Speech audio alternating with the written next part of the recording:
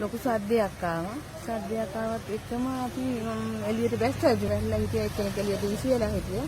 එක්කෙනෙක් ඇතුලේ හිටියා.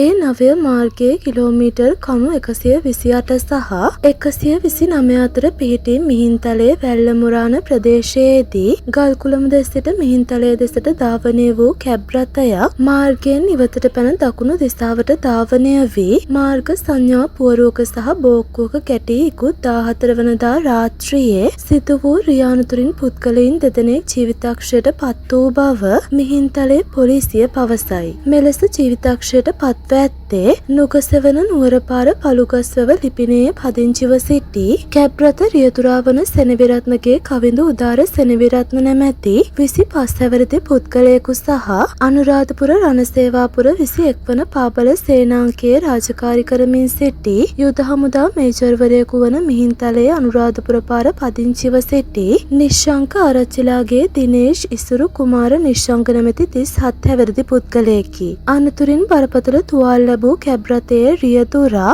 මිහින්තලයේ රජයේ රෝහලට ඇතුළත් කිරීමෙන් අනතුරුව රාත්‍රී 10:50ට ජීවිතක්ෂයට පත්ව ඇති අතර බරපතල තුවාල ලබා අනුරාධපුර ශික්ෂණ රෝහලට මාරු කර යවූ මේජර්වරයා ඊයේ අලුයම ජීවිතක්ෂයට පත් වූ බව මිහින්තලය පොලිසිය වැඩිදුරටත් සඳහන් කළේය. අනතුරින් මියගිය කවිඳු උදාර ගැන සමාජ මාධ්‍ය තුළ මිතුරන් මෙසේ සංවේදීව අදහස් පළ කර තිබුණා. අනේ මල්ලි උඹට මොකක්ද මේ වුනේ? හීනකින්වත් නොහිතපු දෙයක් මල්ලි. යලි කිසිම දවසක ඔයාට මේ වගේ දෙයක් නම් වෙන්න එපා. අප්‍රේල් 14 වෙනිදා අවුරුදු මූසල කරලම උඹ යන්න ගිහින්. කියන්න දෙයක් ඉතුරු නැහැ. පරිස්සමින් වාහනවල යද්දි. මොකද තවත් මේ වගේ දේවල් දකින්න ආස නැහැ. එකට ඉඳපු උන්ම මෙහෙම යද්දි කොහොම දරා ගන්නද?